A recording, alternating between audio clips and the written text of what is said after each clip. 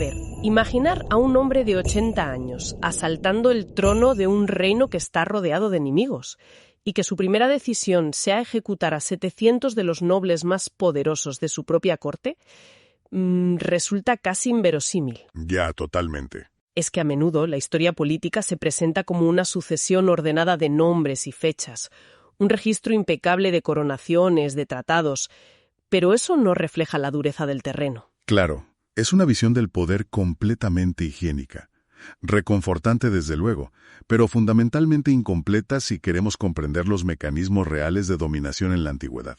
Porque al observar la cruda realidad del reino visigodo en el siglo VII, ese barniz de civilidad desaparece por completo. Se esfuma. Lo que emerge es un escenario despiadado y brutal.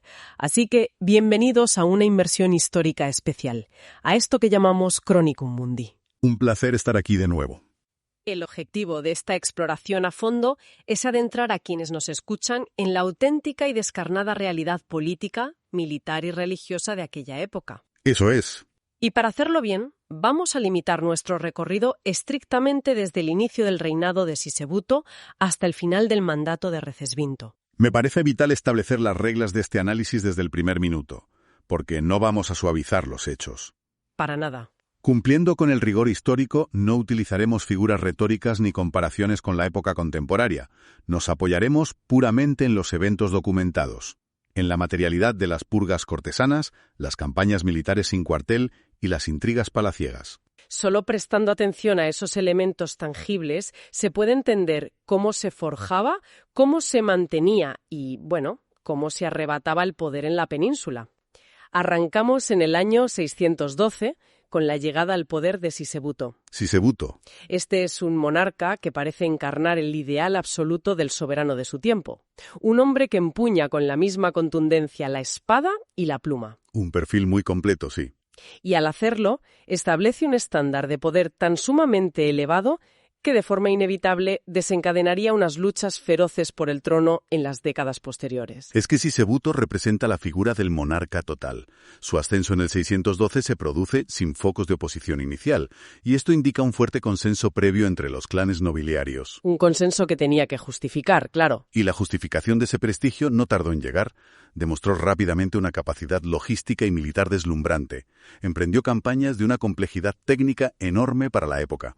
En el año 614 orquesta una operación militar masiva contra los bizantinos con el objetivo de capturar Málaga. Málaga, que no era un asentamiento cualquiera, era la segunda ciudad más importante de la provincia imperial en la península. Y la asedia mediante un ataque combinado, coordinando fuerzas por tierra y por mar. Fíjate, llevar a cabo un asedio anfibio en el siglo VII requería una cadena de mando y unos recursos navales y terrestres formidables. Una barbaridad logística. El triunfo visigodo fue absoluto. El nivel de destrucción que acompañó la toma de la ciudad fue altísimo. Eso nos indica que las tropas bizantinas opusieron una resistencia feroz hasta el último momento. Pero bueno, ¿Sisebuto no limitó sus demostraciones de fuerza al sur peninsular? No, qué va. Inmediatamente después dirigió su atención militar hacia el extremo norte, contra las tribus rebeldes de los astures y los rucones. Tribus que además estaban atrincheradas en terrenos montañosos, extremadamente abruptos y de muy difícil acceso. Y para esta tarea en el norte confió en su general más hábil, el duque Suintila. Suintila, que lideró a las tropas obteniendo un éxito rotundo. Exacto. Pero, a ver, aquí, justo en este punto de máximo poder militar, es donde la figura de Sisebuto empieza a mostrar unos matices que resultan desconcertantes. Muy contradictorios, la verdad. Tras someter a las fuerzas bizantinas en el sur, resulta que Sisebuto paga de su propio tesoro real el rescate de una enorme cantidad de prisioneros de guerra bizantinos. Yo misma me quedé perpleja al ver esto. Es una decisión inaudita en la lógica bélica del momento. Claro, es que las tropas visigodas operaban bajo la expectativa de obtener botín, y los prisioneros de guerra capturados estaban destinados a la esclavitud. Pues para evitar que estos soldados cristianos acabaran esclavizados por sus propios hombres, Sisebuto utiliza su riqueza personal para comprarlos y liberarlos. Es increíble. Es un acto motivado puramente por sus convicciones cristianas. Se refleja un verdadero pesar por el derramamiento de sangre entre creyentes. Un momento, hay que poner esto sobre la mesa para ver bien la contradicción. A ver. Tenemos a un rey que gasta su fortuna personal para salvar a prisioneros enemigos por pura piedad cristiana. Pero al mismo tiempo esa misma convicción religiosa lo empuja a tomar decisiones de una dureza extrema. Sí. Forzó mediante decreto la conversión de todos los judíos bajo su dominio. Una medida radical. De un celo religioso tan extremo que, de hecho, provocó el rechazo abierto de la propia jerarquía eclesiástica de la época. Es un contraste muy revelador.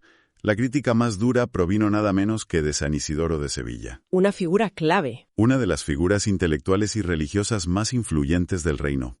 Isidoro dejó por escrito su reprobación. Argumentaba que Sisebuto había actuado con celo, sí, pero careciendo por completo de sabiduría. O sea, un error de enfoque. Su argumento era que obligar a la conversión mediante la fuerza del Estado era un error teológico. Debía haberse logrado mediante la razón y la persuasión de la fe. Y claro, esta imposición forzosa inauguró un periodo de enorme hostilidad institucional hacia la comunidad judía, algo que marcaría el devenir del reino. Y ojo, porque las contradicciones de este supuesto rey piadoso van mucho más allá de la legislación. Ya lo creo. Sisebuto era un erudito, un hombre de letras, y nos ha llegado un poema escrito íntegramente por él. En esos versos relata la muerte de la reina franca Brunequilda. Una historia terrible. Una mujer que, siendo ya anciana, cayó en manos de sus enemigos. Fue sometida a torturas brutales, exhibida públicamente para sufrir humillaciones, y finalmente atada a un caballo que la arrastró y la desmembró.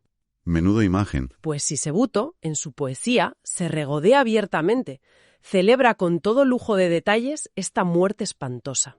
Es que, si analizamos las mentalidades de la época, la piedad visigoda tenía una definición muy particular, y desde luego muy violenta. Muy diferente a la nuestra. No había contradicción en su mente. La violencia estaba plenamente justificada e incluso santificada si se aplicaba contra quienes eran percibidos como enemigos de la fe o amenazas existenciales para el reino. Vamos, que podía llorar por la vida de un soldado raso cristiano en Málaga. Y al instante siguiente, componer versos celebrando el desmembramiento físico de una monarca rival. Esto demuestra que el estándar de poder visigodo exigía una dureza implacable, pero siempre disfrazada bajo un manto de rectitud moral. Exacto. Y bueno, el problema de basar la legitimidad en el éxito militar y la fuerza personal es que, cuando esa fuerza desaparece, todo el sistema se tambalea. Se viene abajo. En el año 621, Sisebuto muere de forma completamente abrupta. Una muerte repentina que desató de inmediato los rumores en la corte. Aunque los registros oficiales sugieren causas naturales, las crónicas recogen fuertes sospechas de envenenamiento, apuntando a que facciones rivales alteraron la medicación del soberano para acelerar su final. Y deja en el trono a su hijo Recaredo II, que es apenas un niño. Sí, un niño. Y este reinado dura literalmente unos pocos días. El joven rey fallece casi de inmediato, abriendo de par en par un vacío de poder absoluto. Toda esa fuerza militar combinada, todas las victorias navales y las leyes religiosas de Sisebuto no sirvieron de absolutamente nada para proteger la continuidad de su propio linaje. Nada de nada. Ese vacío de poder sume a la corte de Toledo en una inestabilidad vertiginosa. Y el primero en aprovechar la situación es el general Suintila. ¿El de la campaña del norte? Aquel comandante brillante que había sometido a los astures. Toma el trono, pero su gobierno es inestable y pronto es derrocado por otro noble, Cisenando. Una silla caliente. Totalmente.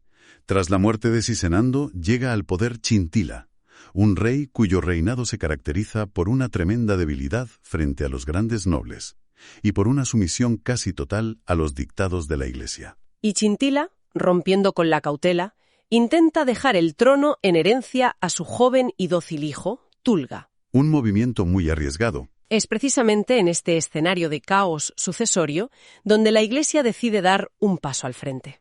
Durante la celebración del Cuarto Concilio de Toledo, en el año 633, los obispos toman una determinación trascendental para la política del reino. Declaran formalmente que la figura física del rey es sagrada. Establecen unas penalizaciones implacables. Cualquier noble que conspirara contra el monarca legítimo o intentara deponerlo sería castigado automáticamente con la excomunión perpetua. Un castigo severísimo en la época. Pero fíjate, en ese mismo concilio oficializan el sistema de monarquía electiva. Dictaminan que los reyes no deben heredar el trono, sino que deben ser elegidos mediante una asamblea conjunta de hombres libres de estirpe goda y la cúpula episcopal. Pero hay que subrayar la incongruencia evidente de esta maniobra. Por un lado, declaran que el rey es sagrado e intocable para frenar las rebeliones. Exacto. Pero por otro, al formalizar la elección, están legitimando todos los golpes de Estado y usurpaciones que Sisenando y otros acababan de cometer. Una contradicción enorme. Básicamente, los concilios religiosos se transforman en asambleas políticas, donde los obispos actúan como verdaderos hacedores de reyes, decidiendo el liderazgo militar bajo la excusa de la fe. Era un ejercicio de puro pragmatismo eclesiástico. La Iglesia intentaba crear una armadura legal y espiritual para el rey, esperando que el miedo a la condena eterna disuadiera a los nobles armados. Ya. Pero la realidad de la fuerza bruta siempre terminaba imponiéndose a los decretos conciliares. Siempre. Y esto queda perfectamente demostrado con la caída del joven rey Tulga en el 642. El hijo de Chintila. Tulga era un monarca débil, asediado por múltiples conjuras de la nobleza, pero la facción rival, encabezada por el noble Chindasvinto, no asalta sus aposentos para asesinarlo. No. No hay un magnicidio tradicional aquí. Ejecutan una maniobra mucho más precisa dentro de la propia legalidad visigoda. Lo tonsuran. Lo tonsuran, sí. Le rapan la cabeza. Y para entender las consecuencias de este acto hay que remitirse a las leyes fundamentales visigodas. Exigían al monarca una integridad y perfección física absoluta. O sea, un defecto físico te descartaba. Totalmente. Al afeitarle la cabeza le imponían la marca física del estado clerical. Esto lo inhabilitaba instantáneamente, de forma legal y definitiva, para ejercer cualquier cargo civil o comandar tropas. Claro, cualquiera que nos escuche se preguntará cómo un simple corte de pelo asegura un cambio de régimen. Parece ridículo, pero no lo es. La clave está en el confinamiento posterior. A Tulga lo encierran de por vida en un monasterio, sometido a una vigilancia estricta que garantizaba que nunca pudiera reclamar su estatus anterior. Es un golpe de estado impecable, ejecutado sin derramar una sola gota de sangre regia, explotando una brecha en la propia legislación. Pero esta debilidad estructural, esta facilidad para deponer monarcas, iba a desencadenar la respuesta más violenta de todo el siglo. Sin duda. El hombre que depuso a Tulga, Chindasvinto, no iba a permitir que le hicieran lo mismo. Chindasvinto toma el poder y asume el trono a la extraordinaria edad de 80 años. Y aquí es necesario detenerse. Un noble que usurpa el trono a los 80 años. Sí. Cualquiera asumiría de inmediato que un hombre de esa edad sería un rey frágil, un líder de transición fácilmente manipulable por las facciones que lo apoyaron. Era lo lógico pensar eso, pero la realidad es diametralmente opuesta. Chindasvinto desata el régimen de terror estatal más metódico y absoluto de la época. Las crónicas documentan una purga inicial de proporciones verdaderamente aterradoras. Chindasvinto ordena la ejecución directa de 200 primates. ¿200? Los primates eran la cúspide de la alta nobleza, los linajes más antiguos y poderosos del reino. Y a esto suma la ejecución de 500 mediocres, que correspondían a la nobleza provincial de menor rango e influencia. En total, 700 miembros de la aristocracia visigoda son eliminados físicamente en los primeros compases de su reinado. Afirmar que esto fue un simple baño de sangre sería quedarse en la superficie. Claro. Si ejecutas a 700 altos mandos nobiliarios de golpe, la reacción lógica en cualquier reino militarizado sería el estallido inmediato de una guerra civil masiva. Inevitable, sí. Las familias de los ejecutados se alzarían en armas. Entonces, ¿cómo logra Chindasvinto evitar el colapso total de su propio reino tras semejante masacre? Pues evita la guerra civil mediante la aniquilación económica total de sus rivales y la redistribución de sus riquezas. Chindasvinto no solo ordenaba las decapitaciones, de forma sistemática confiscaba absolutamente todas las tierras, las fortunas, los siervos, e incluso tomaba cautivas a las esposas y a las hijas de los 700 nobles ejecutados. Es decir, los borraba del mapa. Exacto. Y todo este patrimonio gigantesco no se lo quedó para sí mismo. Lo repartió minuciosamente entre los nobles más jóvenes y los líderes militares que le habían jurado lealtad personal. Cimentó una red de favores y clientelismo inquebrantable utilizando literalmente la sangre, las tierras y las familias de sus enemigos. Exactamente. Al apropiarse de sus inmensos recursos y sanear la hacienda real, estaba destruyendo de raíz la base material de la aristocracia que tradicionalmente se rebelaba. Para evitar que el reino se fragmentara en feudos independientes controlados por señores de la guerra. Sin embargo, la hipocresía política de Chindasvinto resulta asombrosa. Fíjate, es un noble que llega a la cúspide del poder precisamente mediante la traición y la rebelión contra Tulga. Sí, dando un golpe. Y en el instante en que se asegura la corona, promulga un paquete de leyes con efecto retroactivo que castiga con la pena de muerte inexorable y la confiscación total de bienes a cualquier individuo que ose conspirar contra él. Chindasvinto prohibió taxativamente que los reos condenados por conspiración pudieran recibir asilo o perdón eclesiástico. Ni la Iglesia podía salvarlos. El derecho de indulto quedó reservado de manera exclusiva a su persona. Solo el rey perdonaba. Y si el rey decidía otorgar el perdón y perdonar la vida al traidor, la condición innegociable era someter al reo a la pena de ceguera, extirpándole los ojos para inhabilitarlo de por vida. Exigió que toda la nobleza superviviente y la totalidad del clero prestaran juramentos de fidelidad expresos bajo estas nuevas leyes draconianas. Y su control sobre la Iglesia fue igual de férreo. No iba a permitir que los obispos de Toledo siguieran jugando a ser árbitros del poder. Promulgó decretos imponiendo multas económicas devastadoras a los obispos que no asistieran a las citaciones de los tribunales reales. Sí. Eliminó de un plumazo el derecho de asilo sagrado en el interior de las iglesias para cualquier acusado de conspiración. Además, intervino de forma directa en los nombramientos episcopales, colocando a hombres leales a su red clientelar en las sedes metropolitanas más importantes. Poniendo a los suyos, vamos. Gobernó ignorando el peso político de los concilios e imponiendo su autoridad mediante el terror civil. Por todas estas acciones se le recuerda como el demoledor de los godos. Un título merecido.